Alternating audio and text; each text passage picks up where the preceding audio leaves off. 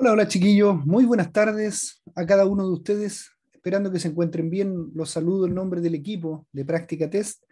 Estamos nuevamente conectados en las plataformas para un día más poder ver todo lo que refiere al examen que a ustedes le hacen en el municipio, que podamos aprobar en conjunto, procurar ayudarle la mejor forma posible. Recuerden que estamos con el profesor David, con el profesor Ricardo en, en las clases toda la semana, ya terminando les voy a dar las próximas clases de los profesores para que también las tengan apuntadas. Vamos a leer en el chat quién está con nosotros el día de hoy, día lunes 29 de noviembre, siendo las 19 horas 7 de la tarde. En el chat saluda Carolina Ulloa, buenas tardes a todos, buenas tardes Carolina. Geraldine Mora, buenas tardes Geraldine, esperando que se encuentren bien. El chat está disponible para que puedan estar haciendo sus consultas. Vamos, Macarena Zócar nos saluda también desde chat. Eh, Buenas tardes, profesor, dice Roberto Peralta. ¿Desde dónde nos saludarán esta tarde? Recordad que también pueden poner en el chat del lugar que son, y así damos un saludo de Curicó, Roberto Peralta. Saludo a Curicó. La semana pasada estábamos de casi todo el país. Quilicura, Macarena Zócar desde Quilicura también nos saluda. Desde Los Espejos, Jocelyn Soto. Buenas tardes, Jocelyn nos saluda. Buenas tardes, profesor, dice. Cristian Escobar, buenas tardes, Cristian. Geraldine Mora de Panguipulli. Mire, un saludo para Panguipulli. Aunque un poco duro por allá está el asunto, pero bueno, esperamos que se pueda arreglar. Carolina Ulloa desde Puente Alto. Supongo que es Puente Alto, ¿cierto? Así que esperando que se encuentren bien cada uno de ustedes. Es grato saludarle una vez más. Siempre hay alumnos que vuelven a ingresar solamente para decirnos que han aprobado. Eso es una ley que ya tenemos con el profesor David y el profesor Ricardo. Cada vez que ustedes aprueban un examen, tienen que volver a ingresar para contarnos. Así nosotros también nos ponemos muy contentos por el triunfo de ustedes. ¿Mm? Así que esperando que cada uno de ustedes les vaya bien en el examen que se les aproxima. Yo sé que hay muchos que se les aproxima el examen. Hoy día estamos revisando el libro del nuevo conductor postulante a la clase B. ¿Qué es lo que vamos a ver hoy día? Hoy día nos vamos a centrar en la lectura del libro, en el funcionamiento del automóvil. Recuerden que el vehículo es una parte fundamental en el tránsito, en la conducción. Muchas veces nos preocupamos, que es muy importante, si no dejar de lado, nos preocupamos de nosotros como individuo en el tránsito, ya sea como peatón o como conductor, pero dejamos de lado la parte mecánica, que es nuestro automóvil, que también tiene que ser bien cuidado, bien mantenido, bien supervisado, para que en cualquier momento le tendamos la mano también, ya que el vehículo en buenas condiciones también nos lleva a nosotros a tener una conducción fluida y con más confort. Cuando ya comenzamos a pasar los cambios que se le llama marcha, cuando empezamos a cambiar la marcha, cuando empezamos a tratar bien el automóvil, porque me ha tocado subir algunos vehículos, déjeme decirle que dejan mucho que desear, ya que los vehículos eh, siempre los cuida el dueño, es mejor que los cuida, ¿quién mejor? Pero hay veces que no tienen un buen cuidado y se nota de inmediato. No estoy hablando de la carrocería solamente cuando tienen topones afuera, no, estoy hablando de la mantención que le hacen a los vehículos. Si tiene un cambio de aceite en el tiempo preciso, si le revisan el agua, si están revisadas las balatas, los frenos, los amortiguadores, si el embriague funciona bien, el acelerador, los frenos. Entonces, el vehículo es una parte fundamental en la conducción. El libro Nuevo Conductor nos habla específicamente del individuo, de nosotros, de nosotros cómo debemos conducirnos y también cómo debemos visualizar nuestro vehículo. Entonces, el día de hoy vamos a estar viendo el funcionamiento del automóvil, el motor, el sistema de lubricación. Vamos a conocer el sistema eléctrico, cuando me preguntan a mí el sistema eléctrico para que tenga más o menos noción de lo que estamos hablando. Recuerden que el profesor David siempre habla de esto, TLC, siempre habla de eso, ¿ya? Del libro, habla de los tests, habla de las clases, ¿ya? Que esa sigla la ocupa mucho, bastante la ocupa el profesor David. ¿Y por qué le hablo bastante al profesor David? Porque el profesor David es quien saca adelante a todos los conductores que van a salir por primera vez a sacar su licencia clase B. Él está en la mañana, a las 11 de la mañana de lunes a viernes. Entonces, hay una cosa fundamental. Ustedes pueden aprobar tanto con esos 3 ítems, test, clases y libro, lectura, pero también es importante que la prueba, cuando estén en el examen, usted está respondiendo a cada momento lo que se le viene a la mente de inmediato, porque las preguntas ya las tiene aquí, las respuestas, de acuerdo a los test que va realizando. Pero hay una cosa fundamental, que también debo ir conociendo lo que estoy respondiendo, ¿ya? Comprensión del medio.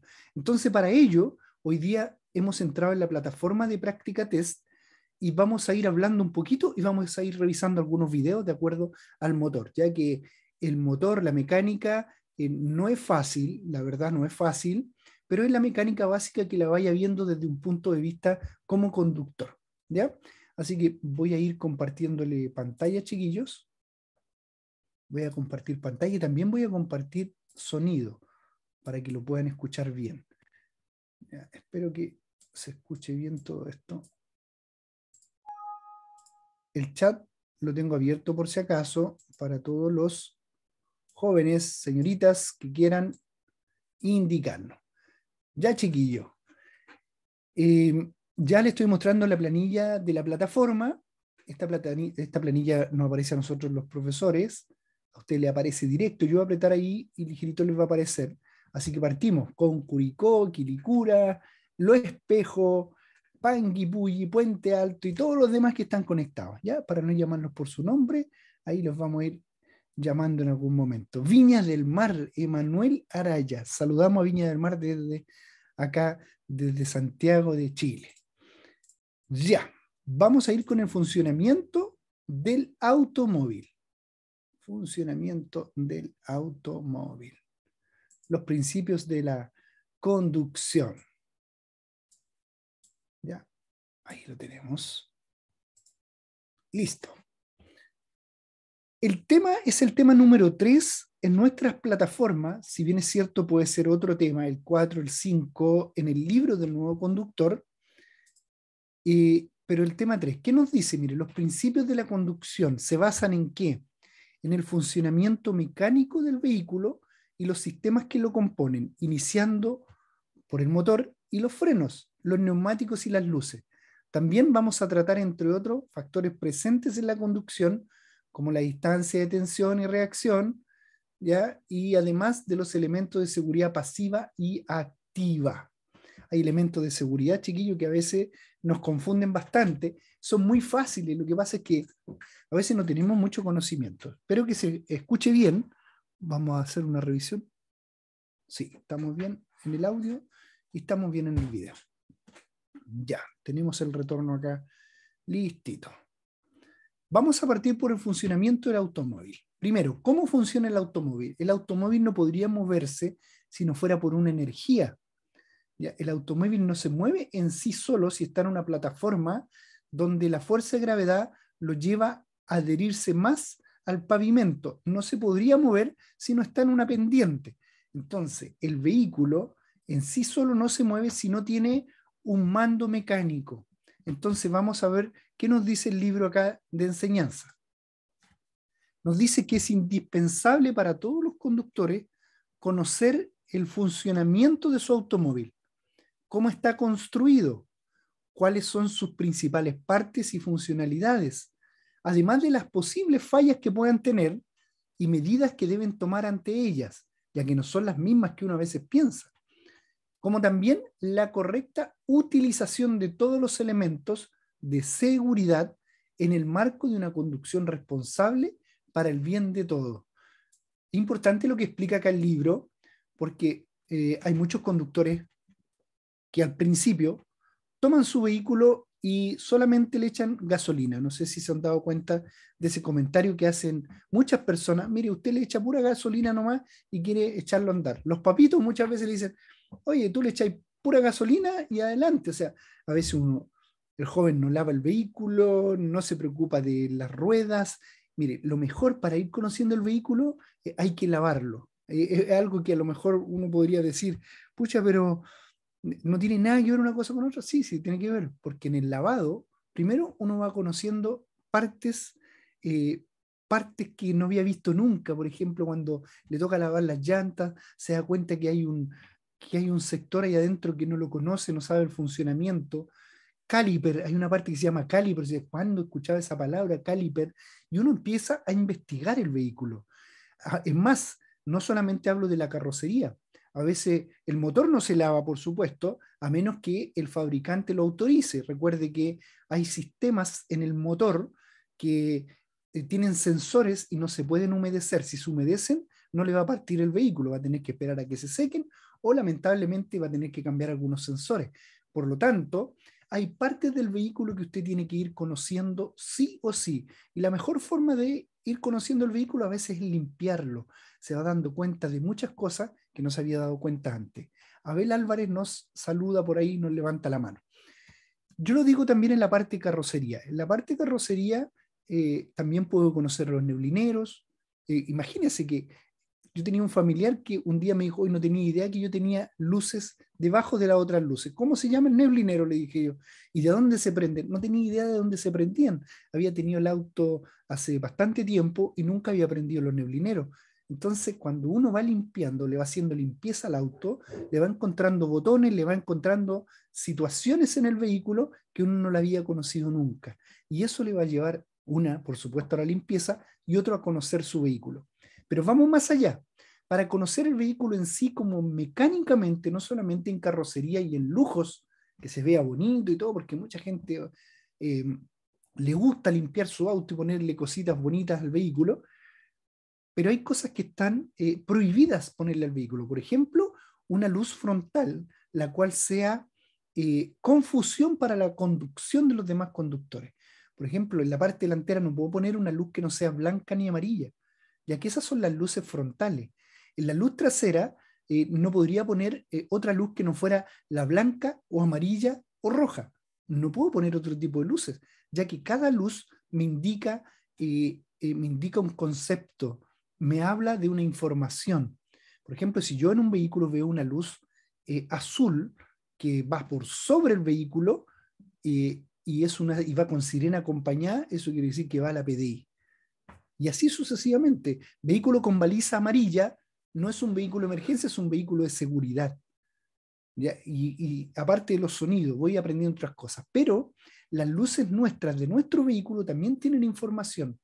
Tengo una luz tercera de freno en el centro del vehículo, en la parte trasera, que se va a activar cada vez que yo apriete el freno. En tanto, cada vez que apriete el freno se activa la luz y el que está detrás de mi vehículo, por supuesto que reacciona con rapidez y también procede a presionar el freno y así sucesivamente hacia atrás y se forma el efecto dominó. Y por eso es importante que su luz de freno esté buena. Por eso todos los implementos del vehículo debo irlo conociendo en el funcionamiento. Pero hoy día nos vamos a ir a una parte que es un poquito más compleja, que no es solamente de las luces, no es solamente del elemento de seguridad de los parabrisas, no es el intermitente, no es la patente, no es la identificación netamente tal del vehículo cuando lo mira uno de una forma externa. Vamos a ir a la forma interna. En uno de los pasos que tenemos acá, hay una pregunta que aparece en práctica, te dice, ¿sabes tú qué es lo que hay debajo del capot? Entonces, a eso también nos vamos a ir. Vamos al motor primeramente. Dice, la importancia y ubicación. Este es el elemento más importante en el vehículo, ya siendo como el corazón, dice ahí, es el corazón del automóvil. Normalmente se ubica en la parte delantera de este. Antiguamente habían vehículos que los tenían en la parte trasera. Yo conocí muchos vehículos como el Fiat 600 antiguo, el huevito que le llamaban. La parte trasera estaba el motor, pero ¿cuál era el problema de esos vehículos y de todos los que tenían el motor en la parte trasera? Que no tenían buena ventilación, ya que el aire llega por la parte frontal y no por la parte trasera cuando el vehículo va en circulación. Por lo tanto, ahí se hizo una modificación con esos vehículos. Hoy en día, ese mismo vehículo usted lo encuentra remodelado, más moderno, con un Fiat 500 por ahí. No quiero hacerle publicidad a ningún vehículo, pero ya lo encuentra con un motor que está en la parte delantera. Por eso dice aquí, normalmente, no es que todos lo tengan en la parte delantera. Aunque en algunos casos está situado, aquí dice la parte de atrás, actualmente en automóviles de alta gama también. Vamos al combustible. Los vehículos particulares funcionan mayoritariamente con gasolina, benzina, es el porcentaje mayor estadístico. Algunos para el trabajo funcionan con petróleo, diésel, como buses, camiones y camionetas, y de forma excepcional existen vehículos que funcionan a gas, como algunos taxis. Además, en Chile se ha impulsado la política nacional de electromovilidad, hoy día híbrido también, centrada principalmente en el transporte público y las flotas comerciales. ¿Qué es lo que realizan esto? Tienen menor gasto de combustible, por eso ocupan diésel para los buses, ocupan para los camiones, camionetas, taxis, hasta el gas. Se ocupa bastante poco, bastante menor es el gasto, pero el mayor usado es la gasolina a benzina. Ese es el mayor usado. El funcionamiento, mire, se mide por la cantidad de giros de motor en un minuto. Ese es el funcionamiento. Técnicamente se indica por RPM, revoluciones por minuto, las cuales son indicadas por el tacómetro, que consiste en un reloj digital o análogo situado en los tableros de los vehículos. El tacómetro gira alrededor de sí mismo, no es la velocidad, no es el velocímetro. El tacómetro dice que gira de acuerdo a las revoluciones por minuto. Mientras más usted acelere, va a girar más el tacómetro. Vamos a una fotito ahí que tenemos del motor.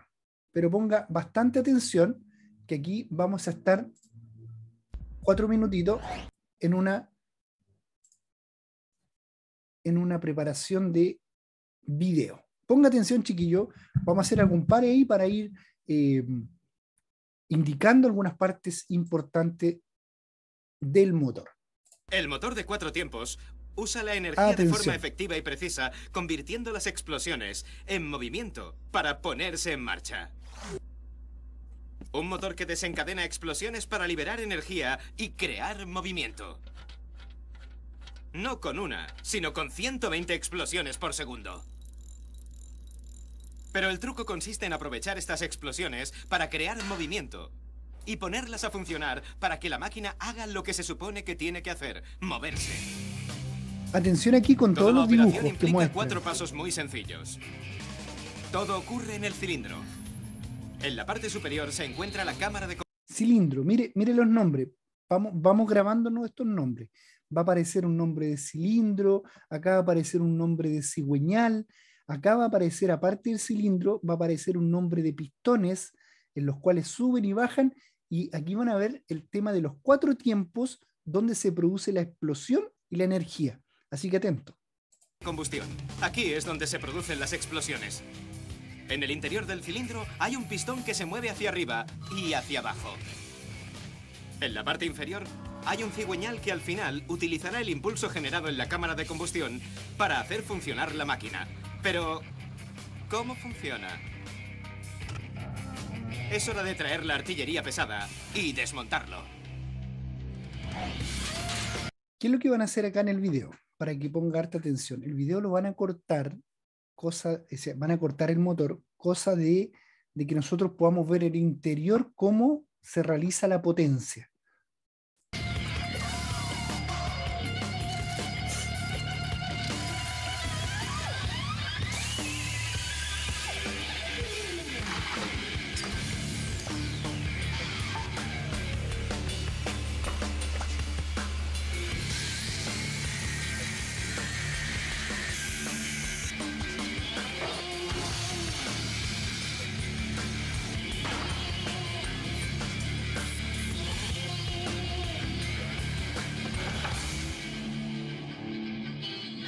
El motor de 4 tiempos funciona en 4 pasos sencillos, o tiempos, del pistón que se mueve en el interior del cilindro.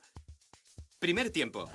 Admisión. Las válvulas de admisión se abren y una mezcla de aire y vapor.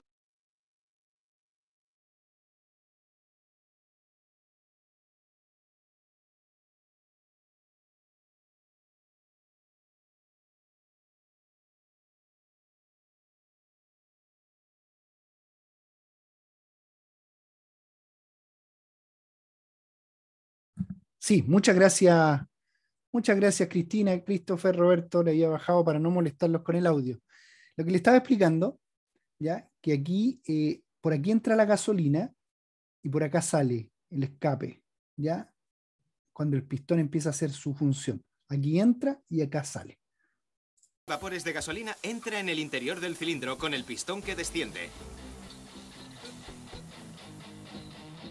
Cada gota de gasolina del tamaño de un guisante necesita media copa de aire, porque la gasolina sola no arde, ya que es el oxígeno del aire el que permite que el gas se queme.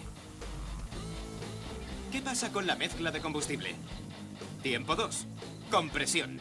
Las válvulas de admisión se cierran y la cámara de combustión queda hermetizada. El pistón sube, aprieta la mezcla de aire y gasolina y la hace 10 veces más pequeña. La presión aumenta considerablemente y cuando las moléculas de aire y gasolina se aprietan unas contra otras, colisionan con más frecuencia, de forma que la temperatura también aumenta considerablemente.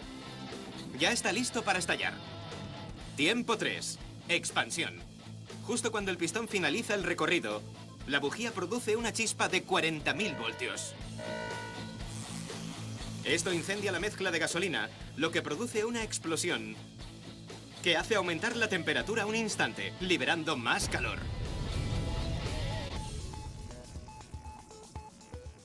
Este calor tan intenso agita violentamente las moléculas de gas, lo que aumenta la presión en gran medida en el interior del cilindro.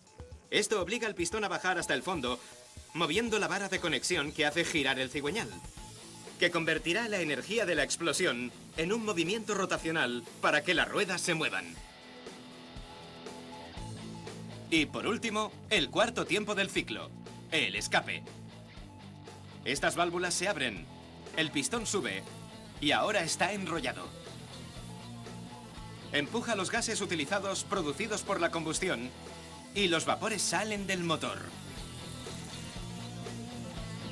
El ciclo de 4 tiempos ha acabado, pero nunca para. Se repite hasta 60 veces por segundo. Y en este motor de 2 cilindros, es impresionante que se produzcan 120 explosiones por segundo. El motor de 4 tiempos es un modelo del uso efectivo y preciso de la energía. Lo único que hace falta para que funcione son 4 fases de un pistón en el interior de un cilindro, la cantidad exacta de mezcla de aire y carburante y una serie de piezas móviles trabajando en perfecta sincronía con el pistón. Con solo 4 sencillos pasos, este motor tan ingenioso genera una gran cantidad de potencia en un espacio muy reducido para convertir las explosiones en movimiento. Es una máquina asombrosa.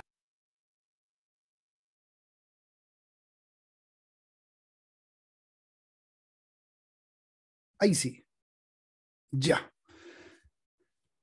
¿Se dieron cuenta el trabajo que realiza el motor? Vamos a ir de a poquito, vamos a ir, porque no es fácil aprenderse esto tan rápido, pero vamos a ir viéndolo bien lento.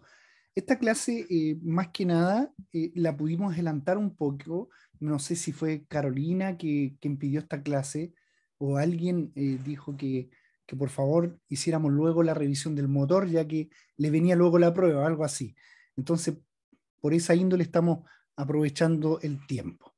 El sistema de lubricación, vamos a ir al sistema de lubricación. Dice, los motores se lubrican a presión con aceite para todas sus partes móviles. O sea, todo lo que se mueva en el interior se mueve a presión y se mueve con el aceite.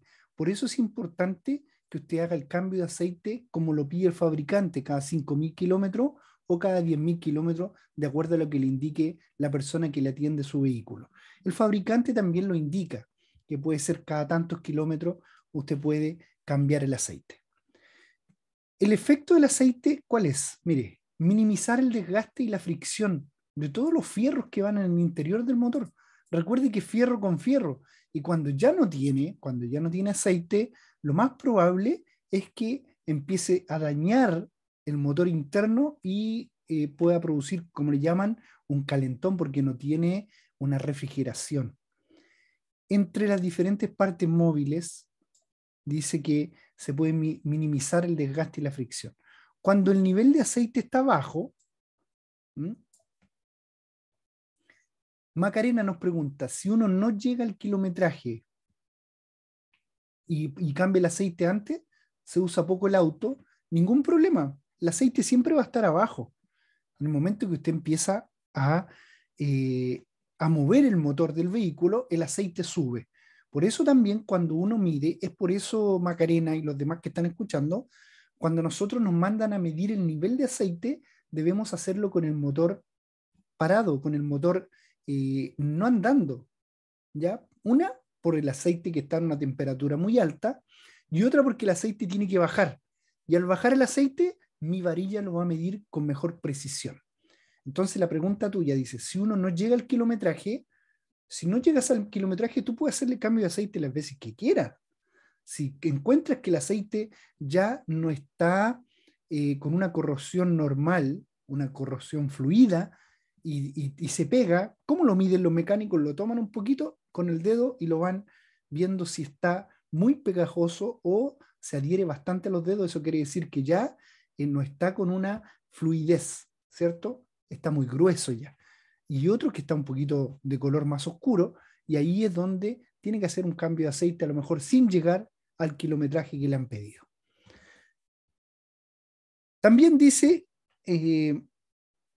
que cuando el nivel de aceite está bajo, puede encenderse una luz de presión de aceite en el tablero. En el tablero donde usted va conduciendo, en una de las partes aparece como un nivel aparece como una cosita de estas que le echan aceite antiguamente, un tarrito de aluminio, como que está cayendo una gota de aceite. Eso quiere decir que si se le prende esa luz es porque está bajo en el nivel. El nivel se mide en la varilla. ¿Cómo se mide el nivel? Tiene dos hoyitos o dos rayitas al nivel en la parte inferior de la varilla. Dentro de esas dos rayitas o dentro de esos dos hoyitos de la varilla es donde tiene que estar el nivel de aceite. Si está ahí, está dentro de lo normal, dentro de lo común. Si lo pasa, es mucho aceite, y si, por supuesto, si está antes del primer orificio, es porque el aceite no está en el nivel correcto. Y lo más probable es que allí es donde le prenda la luz en su tablero. Lo que significa que el motor no está siendo correctamente lubricado. ¿Ya? Cuando en el tablero se enciende la luz que indica que el motor no está siendo lubricado, debe detener el motor y reparar la avería. No puede seguir conduciendo. Se le prendió la luz, es una luz de alerta. ¿Por qué? Porque muchos dicen, me prendió la luz. No es como la luz de benzina. ¿Ya? Cuando usted le prende la luz que le falta combustible, usted tiene aproximadamente entre 20 a 40 kilómetros para seguir recorriendo hasta llegar a la bomba de benzina, según el vehículo que usted conduzca. Pero cuando le prende la luz de aceite, ahí no tiene que conducir, porque le está prendiendo porque está bajo en aceite, y lo más probable es que puede tener una complicación mucho más grave en el motor. Si no lo hace, el costo de reparación posterior puede ser muy alto. Tengo un familiar de muy cerca, hace muy poquito, inclusive estando en una autopista de la nuestra de Santiago, que no le revisó el aceite, no le revisó el agua, y no se dio cuenta cuando prendió la luz, y en un momento el auto se detuvo. ¿Qué es lo que sucedió? Se inflaman algunas partes del vehículo, roza fierro con fierro, y el motor es perjudicado. Y al ser perjudicado, después hay que hacer un ajuste de motor. Cambiar la culata, las empaquetaduras, etcétera. Una serie de nombres que a lo mejor usted no lo va a conocer, pero va a ser carísimo. De un automóvil que es muy económico en el mercado, la reparación le salió sobre 700.000 pesos. Entonces, en vez de haber detenido, no sé, llamar a una grúa, etcétera. No lo siga conduciendo cuando le prenda la luz que está con el nivel de aceite bajo. Ese es el sistema de lubricación. Acuérdense, cada vez que salga en azul dice que es muy importante que Esto le puede salir alguna pregunta al municipio. Verifique el nivel de aceite con la varilla que se encuentra en el motor. Cambie periódicamente el aceite y el filtro que le corresponda. ¿Para qué? Para que le haga una buena mantención, un buen lavado. Use aceites recomendables por el fabricante, ya no cualquier aceite, ya que los aceites tienen su número de corrosión, tienen su número de adherencia, por lo tanto, usted pregúntele al mecánico, al que le ve el vehículo, cuál es el número según el kilometraje. Por eso preguntan el kilometraje, cuál es el número que necesita su vehículo según el kilometraje. Ya, vamos a ver un videito ahora, chiquillos, pongan harta atención. Aquí vamos a hablar de la lubricación a presión, lo mismo que estamos conversando en este momento. Vamos, chiquillos, pongan atención. Voy a bajar un poquito para no interrumpir. La lubricación del motor se utiliza principalmente para reducir la fricción entre las piezas móviles y disipar el calor. Esta animación describe el sistema de lubricación a presión con la ayuda de un motor de 4 tiempos con un solo cilindro.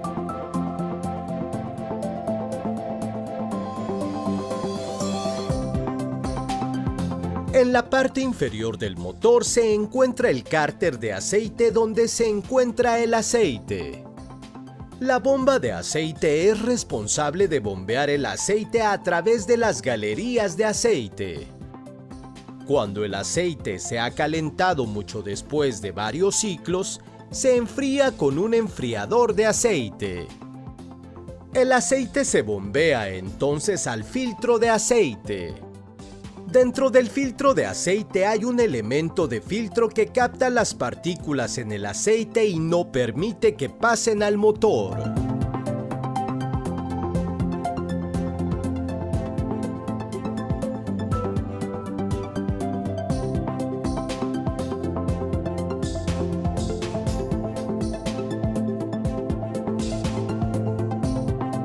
El aceite fluye desde el exterior hacia el filtro de aceite. Entonces, el aceite pasa a través del filtro, que se hace invisible aquí, y fluye a través del tubo central perforado. Luego, el aceite fluye hacia arriba.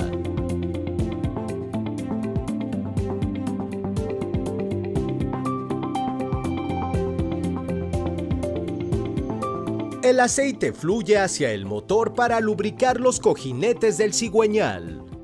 En los motores de 4 tiempos, los cojinetes del cigüeñal son casi siempre cojinetes lisos.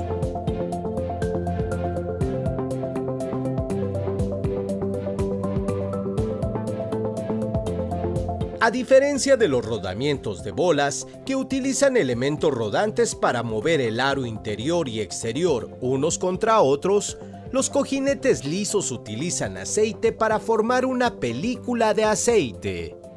La película de aceite es creada por las dos superficies de contacto.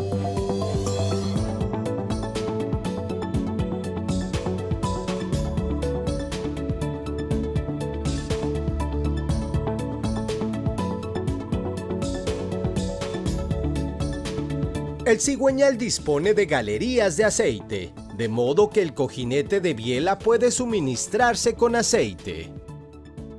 Algunos motores tienen una biela con galerías de aceite para enfriar y lubricar el pistón y el perno.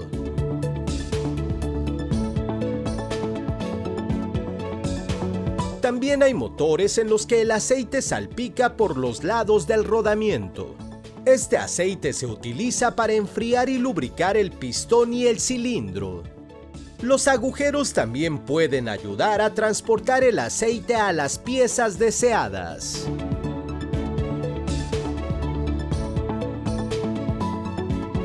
Normalmente, el pistón tiene 2 anillos de compresión y un anillo de aceite.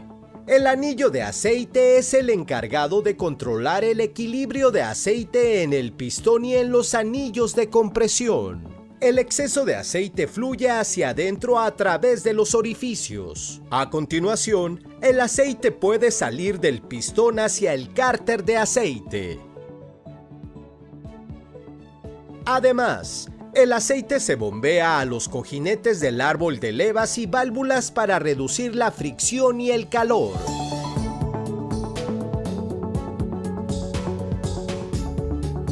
Desde aquí, el aceite fluye al cárter de aceite a través de las galerías de aceite.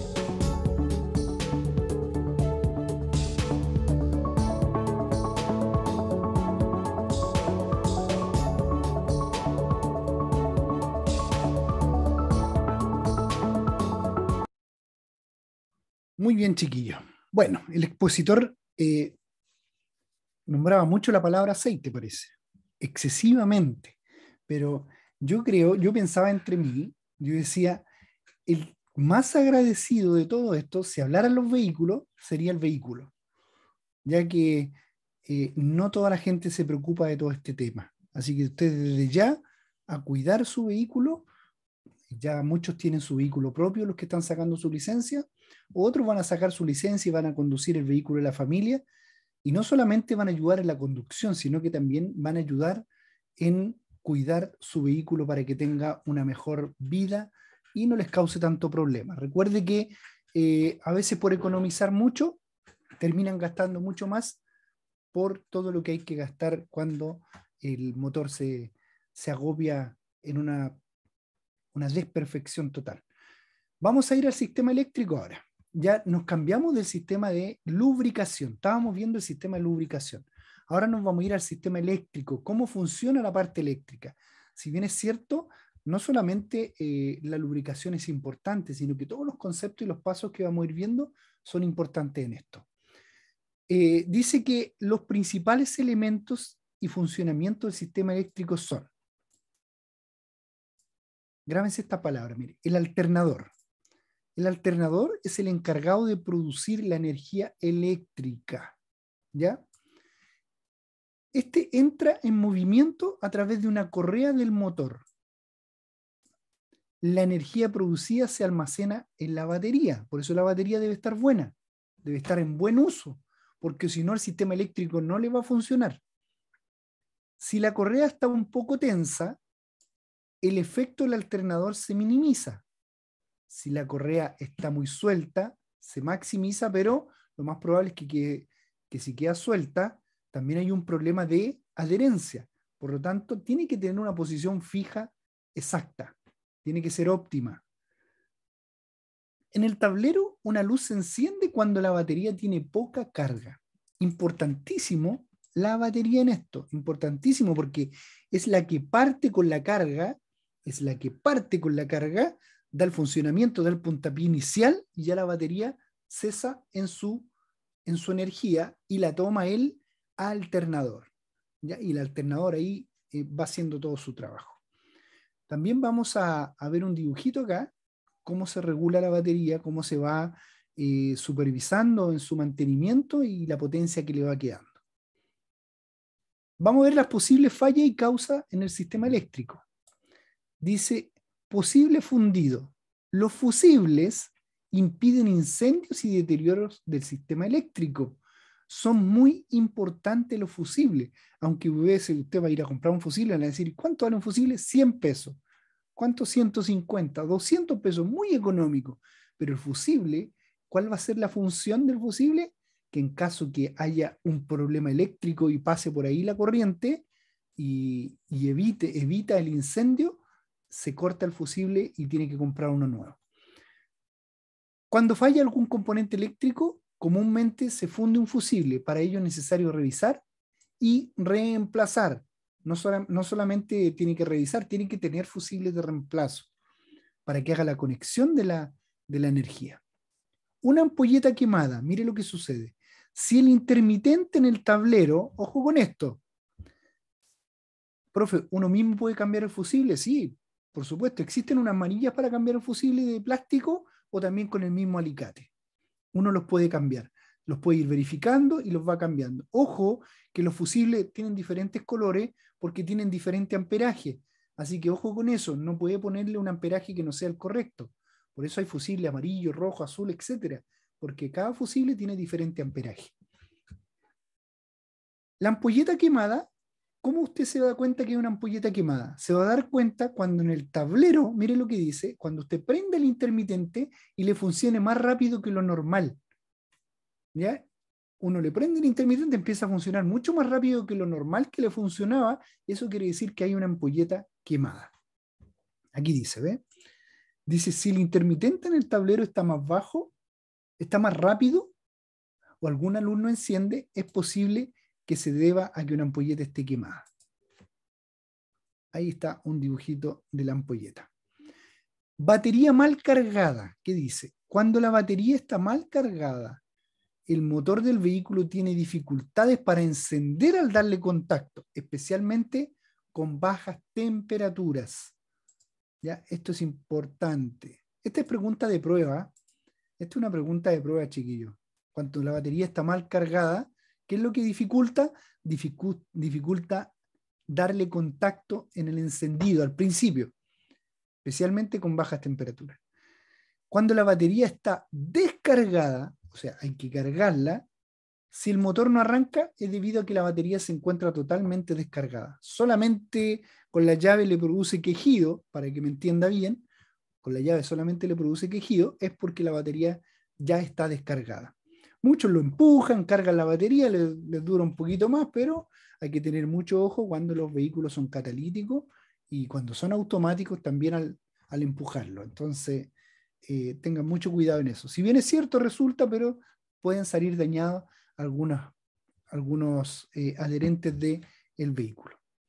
¿Qué es importante? A ver, saliendo el azul, recuerden que cuando sale el color azul, ya sea acá o en el libro del nuevo conductor, es porque puede ser pregunta de prueba. Agregar solamente agua destilada si el nivel de líquido de la batería es bajo. Aquí se preguntará usted, ¿uy, se la puede agregar agua? Sí, pero destilada. Hay veces que las baterías se van viendo, tienen unos pocillos, se van destapando como un destornillador, se va destapando y usted puede ver el nivel de líquido que tiene. Ojo con ese líquido, porque ese líquido ya viene refundido, ¿ya? Le puede causar daño en su ropa o en su piel, ¿ya? Pero solamente puede incorporar agua destilada si no tuviera el nivel del líquido apropiado que le indica la batería. ¿Qué hay que comprobar? Que la correa esté bien tensada, la correa de distribución. Si la luz de la batería en el tablero enciende mientras conduce, es debido a que existen problemas de carga. Una de las dos que decíamos, ¿está mal cargada o está descargada? Compruebe que los cables estén bien ajustados en los bornes de la batería. ¿Se acuerda el dibujito acá? Permiso, chiquillo, voy a hacerlo volver.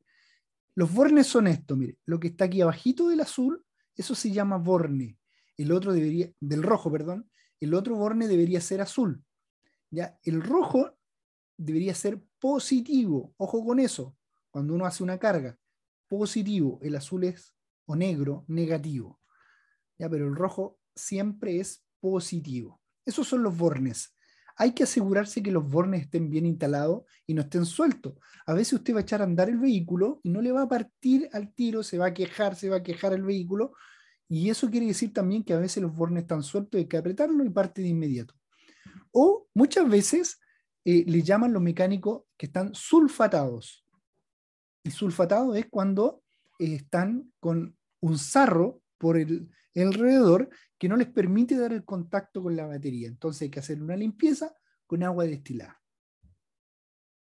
Seguimos, chiquillos. El líquido de la batería es corrosivo. Tenga cuidado con su piel y su ropa, lo que le acabo de decir. Vamos a ir ahora con un videíto del sistema eléctrico. Lo que recién hemos hablado lo vamos a potenciar con esto.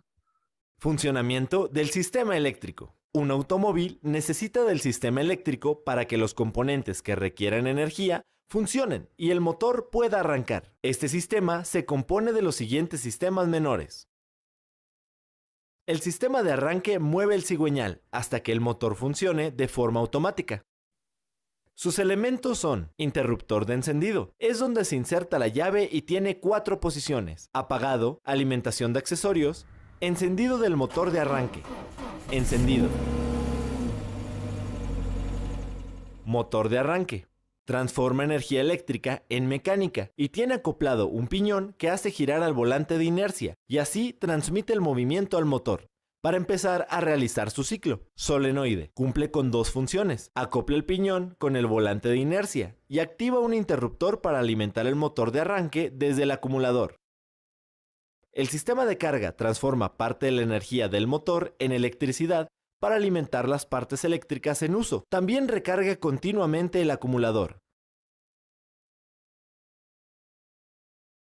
Se compone de alternador. Transforma la energía mecánica del motor en energía eléctrica. Por medio de un puente de diodos, la corriente alterna se convierte en corriente directa. Regulador de voltaje. Mantiene constante el voltaje de salida, generado por el alternador. Acumulador. Se encarga de proporcionar energía al motor de arranque. Complementar la demanda de energía eléctrica cuando el alternador no es suficiente. Estabilizar el voltaje. El sistema de luces sirve para dar visibilidad al camino y enviar señales a otros automóviles para evitar accidentes. El color de las diferentes luces está regulado por normas internacionales. Faros traseros de color rojo, faros laterales o direccionales de color ámbar, faros delanteros amarillos o de luz blanca. Mantener en buen estado el sistema eléctrico es esencial para que el vehículo opere en las mejores condiciones.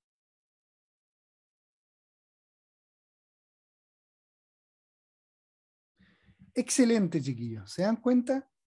Vamos aprendiendo, como dice algo por ahí, pasito a pasito, de a poco, ya que así lento pero seguro puede quedar más en la mente de los conductores.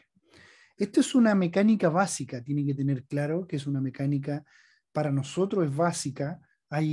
Me han tocado a veces en esta relatoría que me tocan ingenieros en mecánica y que claro, que me hablan de otras cosas, pero nosotros solamente debemos saber esto, lo básico. Los ingenieros en mecánica mucho mejor, tienen que cuidar con mayor precisión su vehículo, pero esto es algo básico para que usted vaya tomándole cariño al vehículo y no solamente sea experto en la conducción, en la parte vial, en la parte de estacionar, etcétera, en su práctica motora con el vehículo, sino que también en las partes que va llevando el vehículo a cabo.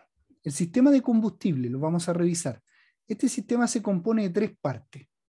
La combustión, estanque de combustible, conductos y una bomba. Ojo con estas tres partes, mire. El sistema de combustible, estanque, conductos y una bomba que expulsa. El combustible primero llega al motor. Lo primero que hace cuando usted le echa gasolina o lo que sea, la combustión, llega al motor. Los vehículos modernos cuentan con motores de inyección hoy en día, donde el combustible está inyectado directamente en la admisión, al principio. Los autos más antiguos funcionan con carburador. No sé si ha escuchado a algunos que decían, no, se me echó a perder el carburador, porque es un sistema de alimentación y de filtro que mezcla el aire con el combustible. Mire lo que dice acá. Ahí se mezcla el aire y el combustible, después son aspirados por el motor. Y a veces el carburador necesitaba limpieza y por eso entraban basuras al carburador y a veces no partía el vehículo. Pero hoy día la mayoría es a base de inyección. Cuando el motor está frío, en los vehículos modernos el sistema es automático gracias a un microprocesador. Modelos anteriores cuentan con un regulador automático para reproducir la cantidad de aire de la mezcla, que le llamaban el chupete. ¿Ve? Aquí sale, pues, mire.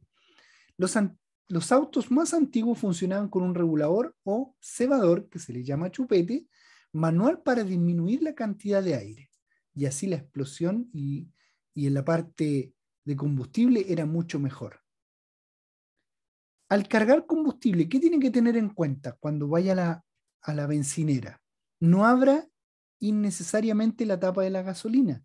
Solamente ábrala cuando vaya a echar combustible, pues los vapores del combustible son cancerígenos. Ya tiene que tener cuidado con eso. Llene siempre el estanque para liberar menos gases y de esta forma contaminar menos. También es importante llenar el estanque, ya que no se le vaporiza con mayor rapidez, le dura mucho más los kilometrajes por litro. Use el octanaje recomendado por el fabricante de su vehículo, que puede ser 93 o 97, que son los octanajes que están en nuestro país, ya que el 95 es una mezcla entre 93 y 97. Al cargar gasolina, recuerde lo siguiente: detener el motor. Pregunta de prueba, está en azul. No respire los vapores emanados por la gasolina. No hable por celular. Menos debe fumar mientras carga combustible. Cada vez que salen en el azul, son preguntas de prueba, chiquillos. Las reiteradas frenadas y aceleraciones al conducir generan un mayor gasto de combustible. Acelerada brusca, frenada brusca, mayor gasto de combustible. Y si no pasa una marcha, un cambio como le llamamos acá en Chile, si no la pasa acorde al sonido que le va generando el motor, también va a gastar más combustible. Vamos con el sistema de refrigeración. El sistema de refrigeración es para enfriar el motor. Ese es el objetivo que dice. Para mantener una temperatura adecuada y estable en la conducción, en la máquina. Para enfriar el motor se usa líquido refrigerante. Este va al radiador, mire, que es un agua destilada con anticongelante, el cual circula por canales en el bloque del motor, en todo el bloque del motor, y pasa desde ahí al radiador. El radiador va a tener un sistema de refrigeración con un ventilador. Miren, cuando el motor marca una alta temperatura, puede estar obstruido el sistema de refrigeración, porque tiene poco líquido. La correa de la bomba del agua también está tensada o está rota. Y ahí es donde tengo que tener claridad con el tablero de mi vehículo. El tablero de mi vehículo me va a avisar todo lo que esté anómalo, todo lo que esté en el momento no esté funcionando bien. Tengo que conocer las luces. Para eso, las luces que están en el tablero, por supuesto. Y por eso tengo que leer los catálogos del vehículo, para que me diga, se me prendió esta luz, ¿qué será? Se me prendió la luz de motor, el chicken de motor, tengo que ver un sistema de freno, ¿qué es lo que hago? Entonces tiene que usted tener conocimiento de las luces que prenden en el tablero de su vehículo, ya que le puede llevar a no gastar más dinero del normal y tomar las decisiones correctas en el momento preciso. Dice, cuando el motor marca una alta temperatura, puede estar obstruido, por supuesto, poco líquido en la correa de bomba ya. Si el motor ha aumentado su temperatura, debe detenerse y reparar la falla. Tampoco puede seguir conduciendo. Recuerde, el aceite en la parte de lubricación también me dice lo mismo. Y aquí en la refrigeración también me dice lo mismo. Si no, el motor se me va a recalentar y voy a tener que reparar el motor, hacerle un ajuste. Vamos con el ventilador, quien es el que también cumple una función muy importante en la refrigeración del motor. Dice, ventilador eléctrico. Los vehículos modernos cuentan con un ventilador eléctrico que funciona cuando sube la temperatura, sobre todo al conducir a baja velocidad. Ya que cuando uno conduce a alta velocidad, es lógico, ¿cierto? El mismo aire que le entra al motor le ayuda. Si no funciona, se puede deber a la falla en un contacto o en un fusible dañado. Alta temperatura. Si el vehículo tiene una alza de temperatura anormal, es posible que esté rota la correa del ventilador o haga alguna fuga en la parte del radiador. Baja temperatura. El agua congelada en temperaturas bajo cero puede dañar el motor y radiador. Por ello es importante que el líquido refrigerante contenga suficiente anticongelante para evitar posibles daños en el sistema. Recomendación: no echarle agua de la llave, sino que líquido refrigerante, ya que en el proceso donde va circulando el líquido cumple una función mucho mayor y más efectiva que el agua normal, ya que el agua normal produce sarro. Cuando se calienta produce sarro. ¿Ya? Vamos a ver el sistema de refrigeración, chiquillo. Atención. Sistema de enfriamiento. El sistema de enfriamiento se encarga de mantener en óptimas condiciones la temperatura del motor. Los elementos del sistema y su función son: líquido refrigerante. Es un fluido que puede ser agua o anticongelante. Este último tiene mayor rango de operación. Mangueras. Son flexibles, resistentes a vibraciones y altas temperaturas. Bomba de agua. Cuando el motor está encendido, mantiene el flujo del refrigerante por los ductos del sistema. Sensor de temperatura. Monitorea la temperatura del motor hasta que sobrepasa la temperatura de operación. Por esta causa se abre el termostato. Termostato. Permite la circulación del refrigerante hacia el radiador. Radiador. Disminuye la temperatura del refrigerante al pasar por los tubos. Tapón del radiador. Está diseñado para sellar el radiador a una presión especificada por el fabricante. Ventilador. Se enciende cuando el radiador no es suficiente para enfriarlo. Depósito. Tiene una marca para indicar el nivel y sirve para rellenar el sistema con refrigerante nuevo. Una vez que la temperatura desciende al rango normal, el termostato se cierra y el ciclo se repite mientras el motor funcione. Cuando la temperatura rebasa el límite, se enciende un testigo en el tablero de instrumentos. El funcionamiento del sistema de enfriamiento es indispensable para el motor. Sin este, se degradaría el aceite más rápido, provocando daños en los componentes internos del motor.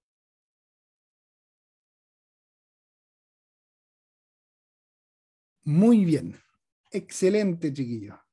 ¿Se dan cuenta que vamos aprendiendo de a poquito? Vamos con el sistema de escape, ¿ya? Los gases tienen monóxido de carbono, es venenoso, incoloro y no tiene olor, ¿ya? Muchos dicen, uy, tiene mal olor. No, no tiene olor. Esos son los gases que tienen monóxido de carbono y que son venenosos. La intoxicación, ¿cómo se produce? Dolor de cabeza y vómito, y son los primeros síntomas. Las múltiples sustancias tóxicas de estos gases son peligrosas para la salud y el medio ambiente. Ese es el sistema de escape. ¿Recuerdan el primer video que veíamos? Donde entraba todo lo que era la benzina para producir la explosión y después tenía un sistema de escape. Y ahí es donde salía todo lo malo que producía esta combustión. Óxido. Si el sistema se oxida o deteriora, los gases podrían entrar al vehículo poniendo en riesgo la salud de los ocupantes internos. Un ruido muy alto del tubo de escape normalmente es un indicador de orificios o roturas. Ya eso está penado por la ley también. Puede haber una infracción, ya, de acuerdo al gas contaminante, como también a las averías o roturas que pueda tener el tubo de escape. No pueden tener roturas. Cuando va a veces a la revisión técnica, pueden visualizar una rotura en el tubo de escape y le rechazan la revisión. También en los gases contaminantes tiene que tener un nivel de contaminación que no dañe a la salud ni también al medio ambiente. Vamos a ver la función del tubo de escape. Mire por dónde sale. Este es bien cortito, chiquillos. Lo vamos a hacer un poco corto para que lo vean. El colector es el conjunto de tubos por donde salen los gases originados en las cámaras de combustión del motor. Su diseño es fundamental para permitir una rápida y óptima salida de los gases sin que generen turbulencias y así ganar potencia. El tubo de escape conduce los gases hasta la parte trasera del automóvil. El catalizador es un dispositivo que elimina la mayor parte de los elementos contaminantes de los gases de escape mediante reacciones químicas. Debe estar instalado cerca del motor para aprovechar las altas temperaturas a las que salen los gases. El catalizador. Los motores de combustión interna de gasolina emiten dos tipos de gases: los inofensivos, nitrógeno, oxígeno, dióxido de carbono, vapor de agua e hidrógeno, y los contaminantes, monóxido de carbono, hidrocarburos, óxido de nitrógeno y plomo. Estos últimos son tratados por el catalizador. Como vemos en la gráfica donde se indica la flecha, Esa es la parte en que ingresan los gases del motor. El catalizador se encuentra ubicado dentro de una carcasa que protege los bajos del automóvil de las altas temperaturas alcanzadas por los gases. Como vemos en la gráfica, el catalizador lo podemos dividir en tres partes. Primera parte, la carcasa térmica superior, en el centro el catalizador en sí, la carcasa térmica inferior. La cámara del catalizador está formada por dos chapas de acero inoxidable. En su interior se producen las reacciones químicas. En el interior de la cámara hay un monolito cerámico que tiene una estructura de celdillas y el monolito cerámico tiene una protección elástica. El monolito tiene una densidad de unas 70 celdillas por centímetro cuadrado. La superficie está impregnada con una resina que contiene metales nobles que intervienen en la reducción y oxidación de gases. Los metales nobles actúan como catalizadores, inician y aceleran las reacciones químicas entre las sustancias contenidas en los gases generados por el motor, convirtiéndolos en elementos no contaminantes. Los gases contaminantes atraviesan las celdillas del monolito. En el primer segmento se produce la reducción catalítica. En el segundo segmento se produce la oxigenación catalítica. Y como ven, la salida de los gases no contaminantes, como el agua o el dióxido de carbono y el nitrógeno. El silenciador es una cámara donde los gases se expanden y pierden presión, eliminando la mayor parte del ruido procedente del motor.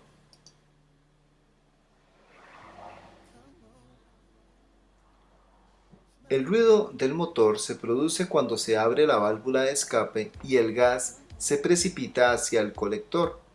El gas golpea contra la masa de gas de menor presión alojada en el colector y genera una onda que se propaga a través del tubo de escape. En el interior de la cámara hay un juego de tubos diseñados para reflejar las ondas y para interferir entre sí. Tal como se muestra en la gráfica, vemos por dónde entran los gases y ondas de sonido. Los gases y las ondas de sonido provenientes del motor entran por uno de los tubos y rebotan contra el fondo de la cámara. Estos son reflejados y pasan a través de un orificio a la cámara principal del silenciador.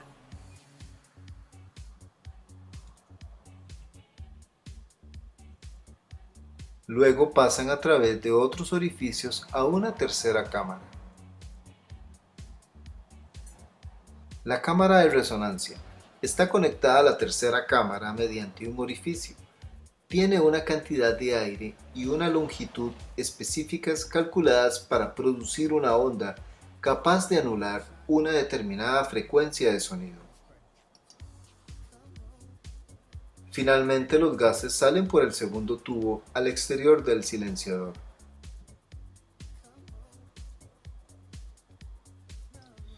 Y por último, la cola es la parte final del tubo de escape, visible en la parte trasera del vehículo. Cumple una función estética. Hay innumerables, doble escape, circulares, rectangulares y simuladores de doble salida.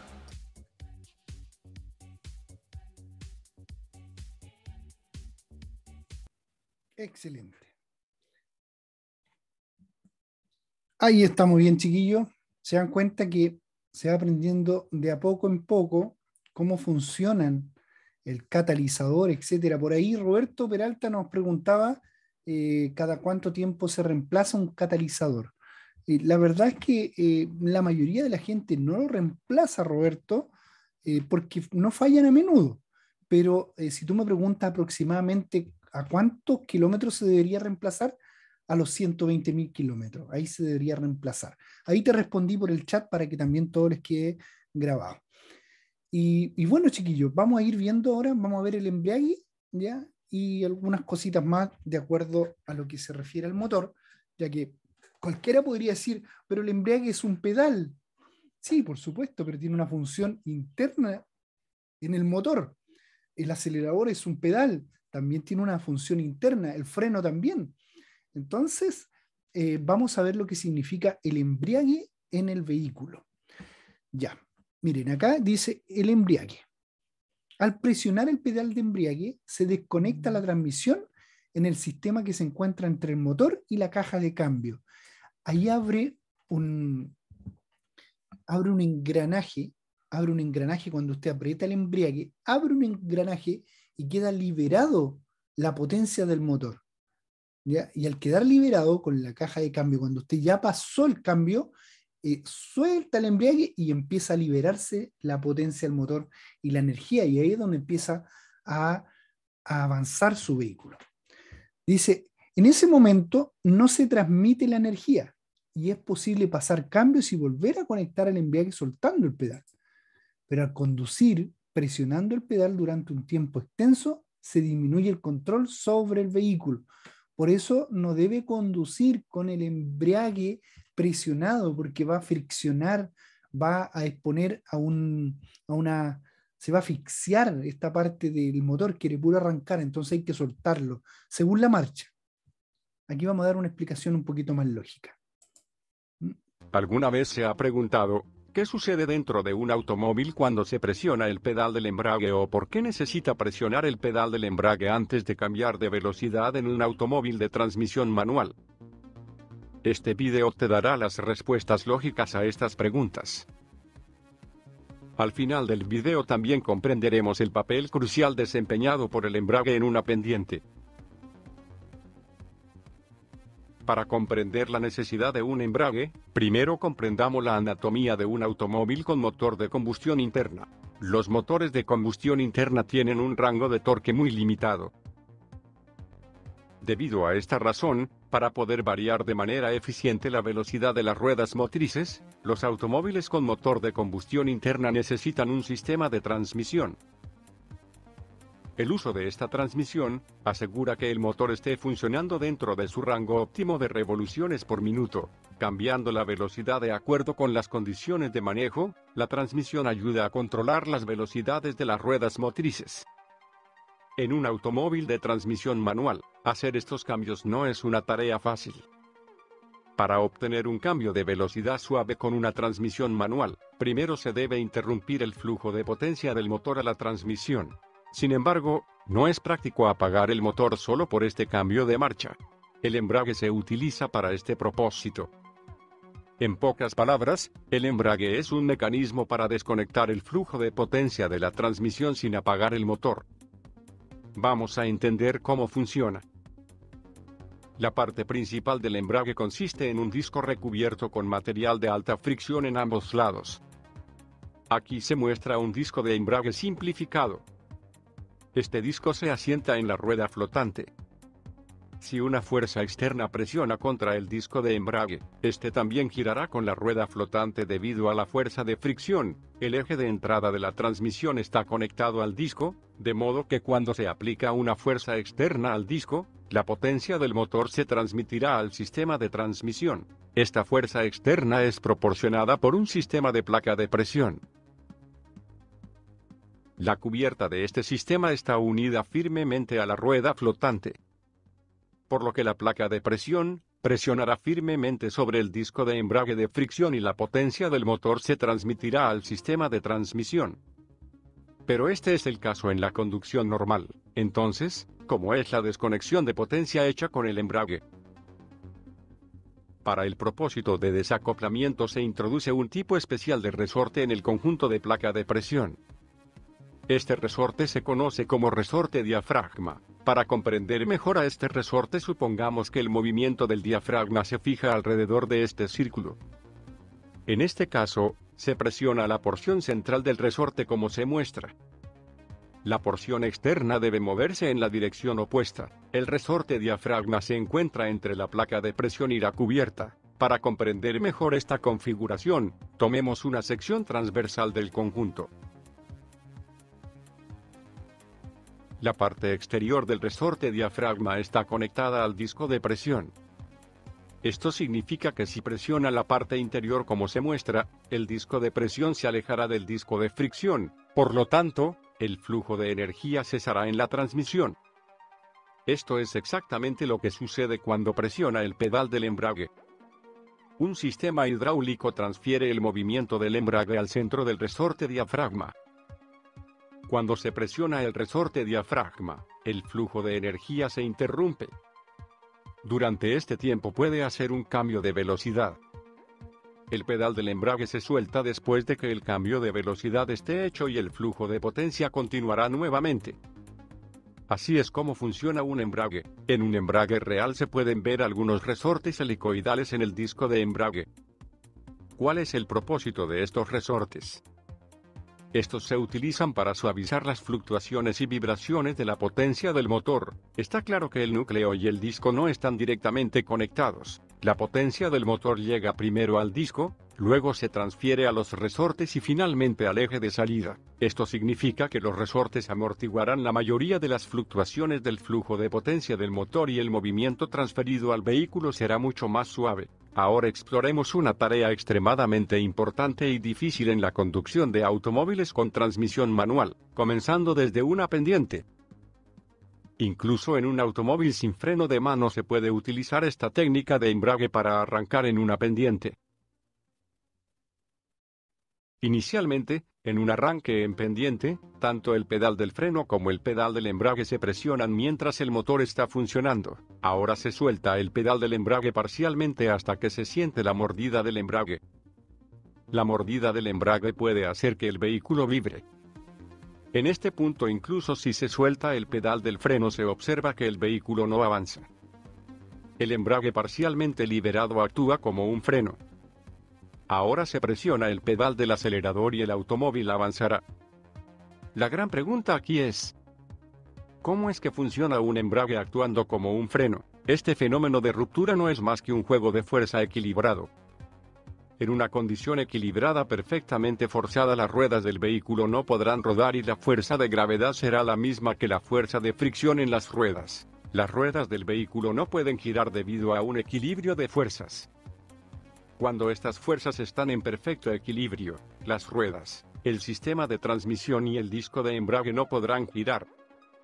Así es como la mordida del embrague actúa como freno, pero recuerde que la fuerza de fricción entre las superficies produce la fuerza de avance.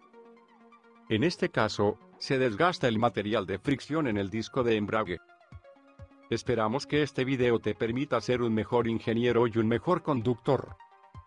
Apoya nuestras actividades educativas a través de patreon.com, y no olvides suscribirte. Gracias. Excelente video, chiquillos. Mire, la verdad es que ayuda bastante. Estos videos hemos buscado los mejores videos para que ustedes, la verdad que decía, para que sean mejores ingenieros. Muchos de nosotros no vamos a ser ingenieros en mecánica. Estamos revisando el libro del nuevo conductor, pero sí es importante que nosotros como conductor también sepamos el funcionamiento en lo básico, aunque sea por algunos videos, en lo básico, cómo funciona cada pieza de nuestro vehículo. Eso también es importante. ¿Por qué? Porque me pueden salir algunas preguntas, y aparte de salirme algunas preguntas, yo siempre lo digo, no solo prepararme para el examen, sino que también prepararme para la vida cotidiana. ¿Ya? Aquí es donde está enseñando la plataforma de práctica test, ya que el desembragar se pisa el pedal del embriague. Se pisa el pedal, en ese momento es posible pasar los cambios. Cuando uno pisa el pedal, se me abre un rodamiento también que no salió nombrado, un rodamiento de empuje, se me abre y puedo también ver la fricción del vehículo y puede avanzar. Acá está embriagar. Al soltar al embriagar, soltar el pedal del embriague, también me indica que se acopla todo el sistema con la marcha engranada. La fuerza pasa directo el motor a las ruedas a través de la caja de cambio. Vamos a ver la caja de cambio. Las transmisiones se le llaman marchas, nosotros le llamamos caja de cambio, los cambios le decimos nosotros, se llaman marcha. ¿Ya? Dice, su función es multiplicar la fuerza del motor. Puede tener hasta 6 marchas. ¿ya? Cada marcha corresponde a un rango de velocidad. Manejar a velocidad, conducir a velocidad adecuada a la marcha, contamina menos y ahorra combustible. Aquí nos va a enseñar cómo conducir. Es importante también, chiquillos, ustedes que también están haciendo mucho cursos en algunas escuelas de conductores del país, también es importante que le pregunten cosas al instructor y el instructor le va a ir indicando la funcionalidad de esto. ¿Mm? Los vehículos con caja de cambio automática no tienen embriague, pasan directo, por eso son más secos, pasan directo. Vamos a ver la transmisión manual, cómo funciona. Este sí no es mecánico, o sea, no es automático, este es mecánico. Por eso es transmisión manual.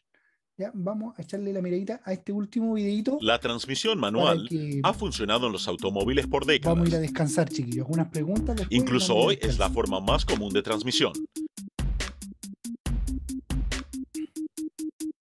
En este video daremos una introducción conceptual sobre el funcionamiento de una verdadera transmisión manual con marcha en reversa. Cuando habla de transmisión, chiquillo, cuando el video habla de transmisión manual, está hablando de los cambios, está hablando de la caja de cambio manual, no está hablando de la caja de cambio automática. La pregunta básica es, ¿por qué hace falta la transmisión en un auto? El poder generado por el motor fluye por la transmisión antes de llegar a las ruedas. La función básica de la transmisión es controlar la velocidad y el par de torsión disponible para las ruedas bajo diferentes condiciones para manejar. Por ejemplo, si se quiere subir una colina, se necesita más par de torsión. Al reducir la velocidad en la transmisión, obtendremos mayor par de torsión con el mismo esfuerzo.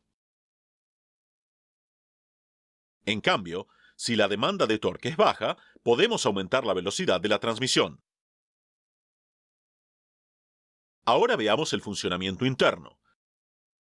Las transmisiones manuales funcionan con el principio básico de relación de transmisión.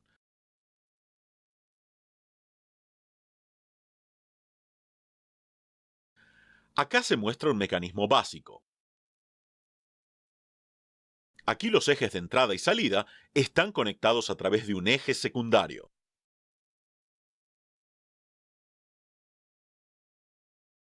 Un mecanismo de 3 velocidades luciría así. Está claro que al deslizar los engranajes podemos obtener diferentes relaciones de transmisión. Esta transmisión es más específicamente llamada transmisión de engrane deslizante. Son buenas para controlar la velocidad, pero tienen una desventaja inherente. Es complicado deslizar de un engranaje para interactuar con otro. La transmisión de engrane constante resuelve este problema permanentemente. Acá los engranajes están siempre engranados, pero con una gran diferencia. Acá los engranes de salida están conectados de forma holgada con el eje. Si conectamos solo un engrane con el eje a la vez, el eje tendrá la velocidad del engrane conectado. Con la ayuda de un conector hipotético, acá se muestran diferentes relaciones de engranajes.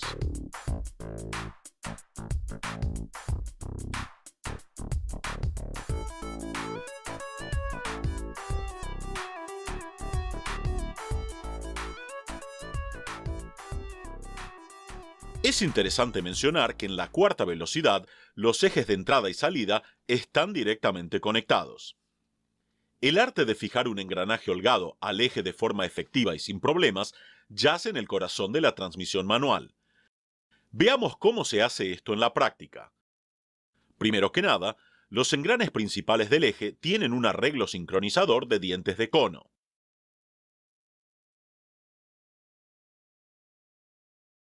Un buje se fija al eje.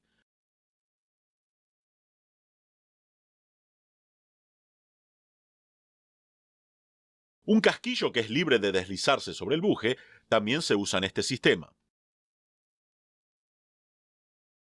Está claro que si el casquillo se conecta con los dientes del cono sincronizador, el engranaje y eje girarán juntos, o se logrará la acción deseada de bloqueo. Pero durante la operación de la caja de cambios, el eje y el engranaje estarán rotando a diferentes velocidades, por lo que la acción de bloqueo no es una tarea fácil.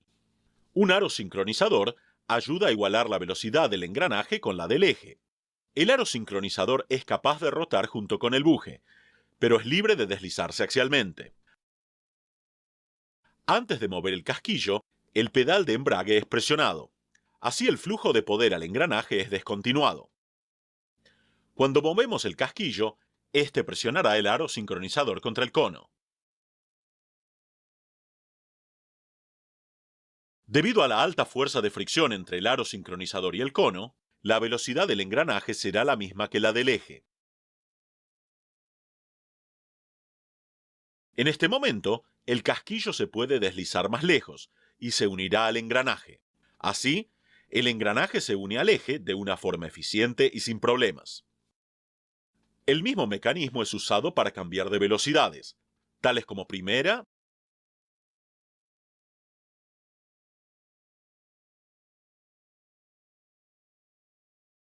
tercera Ahí va cambiando la marcha, vayan y cuarta fijándose. velocidad. También se puede ver el mecanismo de cambio de velocidades. Eso, mire, fíjense ahí.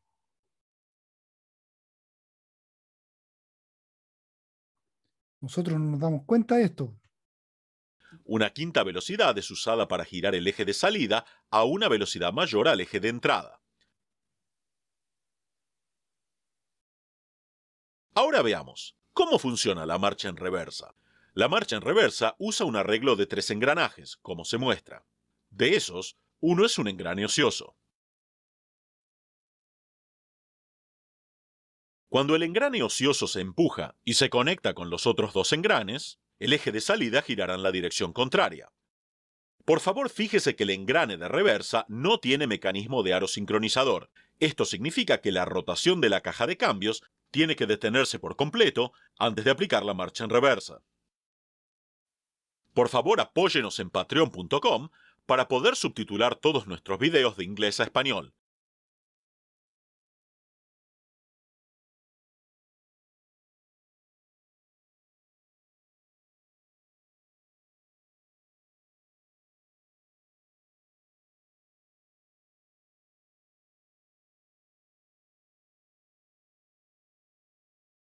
Muchas gracias, Christopher. No quería interrumpir, por eso bajo el volumen. Muchas gracias, Christopher. Decía que no es una clase normal, ya que estamos acostumbrados a ver los procesos de la conducción, pero hoy día nos metimos en el vehículo mismo que estamos conduciendo.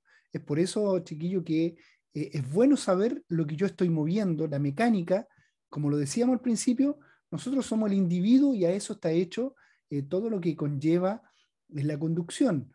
El libro Nuevo Conductor, el mayor aprendizaje está en el individuo. Pero también vienen algunas preguntas de mecánica, que son mecánica básica, y por eso las vamos a ir viendo lentamente. Vamos a continuar el próximo lunes con la parte 2 de la mecánica, y si es posible, hasta el próximo lunes. Yo creo que esto lo vamos a tener que ver en unas 3 clases para ir viendo detenidamente cada ítems que hemos leído al principio, ¿ya? Así que, chiquillos, yo les agradezco, les voy a hacer unas 4 preguntas de acuerdo a esto, para que no se les olvide referente a lo que estamos viendo hoy en día, no mucho, para que lo tengan clarito. Mire, lo primero que vamos a ver, para que ustedes sepan, distancia, reacción y frenado, profe, también. Sí, lo vamos a dejar a lo último, eso, Macarena, distancia de frenado. Yo creo que en la tercera clase, esta es la número 1 de lo que es mecánica, ¿ya?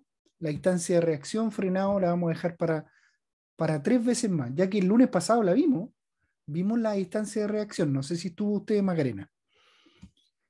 Veamos acá, con respecto al funcionamiento del vehículo, qué afirmación es verdadera. Dice A, una batería mal cargada hace que el vehículo tenga mayor arranque. B, cuando el motor está siendo lubricado se enciende una luz testigo en el panel de instrumentos del vehículo.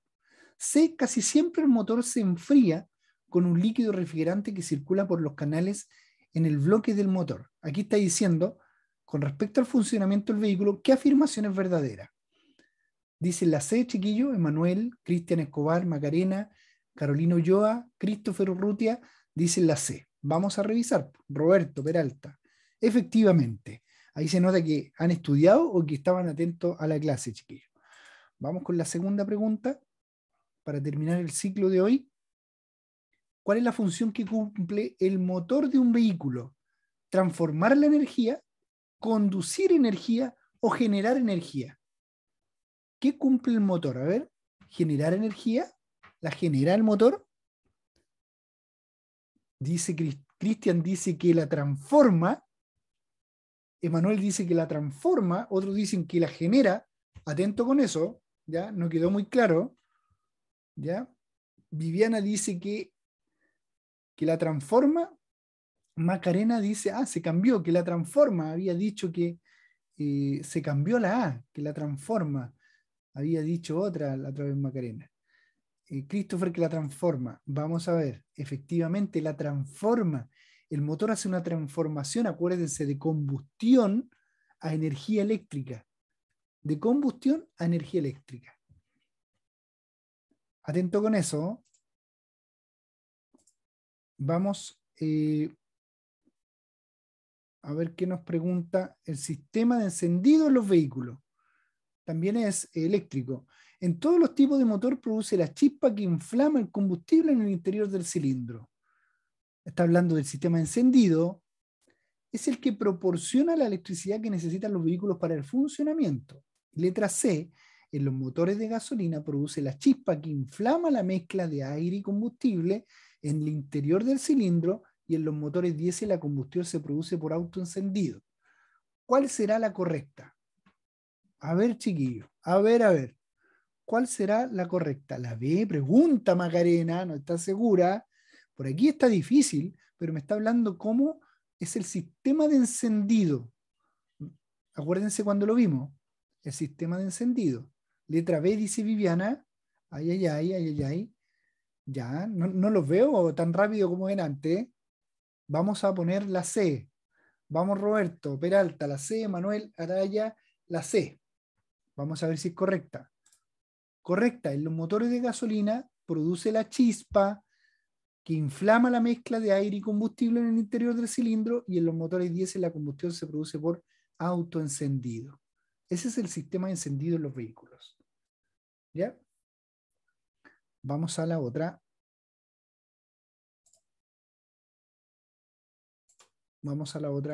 Mañana tengo examen, tengo 3 buenas. Manuel. Vamos, Manuel, te va a ir bien, tranquilo. Esta es solo una parte, la otra parte también tú has practicado bastante, así que tranquilo.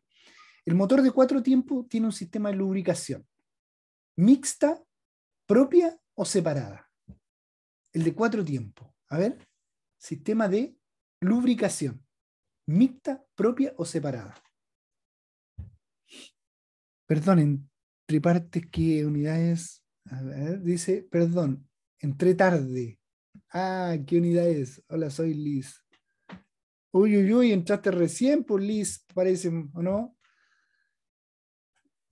Liz, Emanuel dice propia. A ver, ¿quién más se atreve? El motor de 4 tiempos, el primero que pasamos, el motor de 4 tiempos, tiene un sistema de lubricación. ¿Cuál es? ¿Mixta, propia o separada? Mire, la Romy dice la separada. Emanuel dice la propia. La Macarena pregunta y responde. La Macarena dice que es mixta. Está hablando del de 4 tiempos. Vamos a ver la A, Christopher. Vamos a ver la letra C. ¿Qué nos dice? Correcta.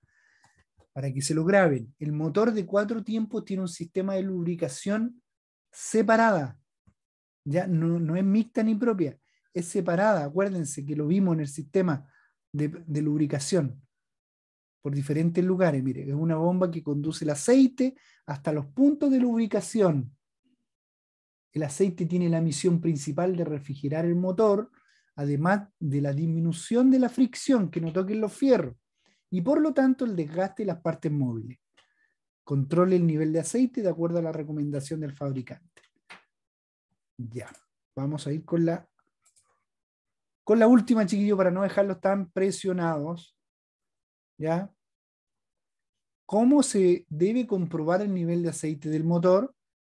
¿Con el vehículo levemente inclinado, con el motor parado o con el motor en marcha? Eso está fácil, por chiquillo. A ver, Letra B, me dice Manuel, me responde 3 veces B. Macarena, Christopher, Viviana, Cristian, Alejandra, todos me responden ahí. Ahora están, pero todos atentos, hasta la Geraldine, mire, hasta la Geraldine. ¿Mm? Ya, voy a ver acá, Carolina Ulloa, todos dicen la B, efectivamente. La letra B. Ya, chiquillos, vamos a dejar de presentar, ya, para agradecer a cada uno de ustedes por la paciencia que han tenido hoy en día. Hoy en día ha sido una clase muy diferente. Es mucho mejor ver los videos de los motores, aparte de estar hablando, ya que los videos, aparte de ir hablando el relator, le va mostrando el dibujo y eso es muy bueno, ¿ya? Así que espero que haya quedado algo grabadito de lo que vieron hoy día, y los que tienen que dar el examen mañana, como mi amigo por acá que me lo comentaba, ¿quién era que me comentaba que le toca mañana? A ver, Emanuel. Emanuel tiene el examen mañana, esperando las buenas vibras para Manuel para mañana y para los demás también cuando les toque. Christopher también en Paine, mire, desde Paine. Saludo a Paine y Christopher ahí, que te vaya bien en el examen. Esperando que si te va bien, también ingreses a la clase de mañana, que puede ser profesional. Mañana es profesional a las 19 horas. 19 horas mañana, y el miércoles es clase profesional, que también pueden ingresar ustedes para saber más del libro Nuevo Conductor. Y el próximo lunes continuamos esta clase que estamos viendo hoy en día. Sin antes decirle, mire, tengo por acá mis registros, tengo por acá, espérenme un poquito, que lo tengo que ver acá. Quiero compartirles esto que tengo por WhatsApp para que lo tengan con mucha claridad. Miren, chiquillos. Ya, aquí se los voy a compartir, miren. El horario, perdón, que no le estoy compartiendo la pantalla. Ahí sí. Para todos los alumnos que se incorporan con nosotros, el día de lunes a viernes a las 11 de la mañana, todos pueden entrar a la clase con el profesor David, para clase B. El día lunes a las 19 horas, como la de hoy, estamos entregándole la clase para reforzar, para ayudar al profesor David, algunas cositas ahí. Le estamos compartiendo la clase B el día lunes, como hoy, a las 19 horas. Los días martes, miércoles y viernes a las 1 de la tarde para todos los conductores que quieran conducir clase C, motocicletas. ¿Ya? Ahí el profesor Ricardo, experto en la conducción de motocicleta, le está entregando todos los conocimientos. Y los días martes y miércoles estamos entregándole las clases profesionales a todos los que postulan a las licencias clase A, los martes y miércoles a las 19 horas. Así que ahí tienen un aviso de un informe de todos los días que estamos con las clases en vivo. Recomienden estas clases, ya que muchos alumnos tienen el canal Premium y no se conectan a las clases, y puede ser de mucho provecho para cada uno de ustedes. A ver, ¿qué nos dicen en el chat? Profe, ¿cuánto se demora en subir la clase grabada? No, para nada, muy poco, muy poco. Gracias, Carolina, a ti. Ella dice gracias.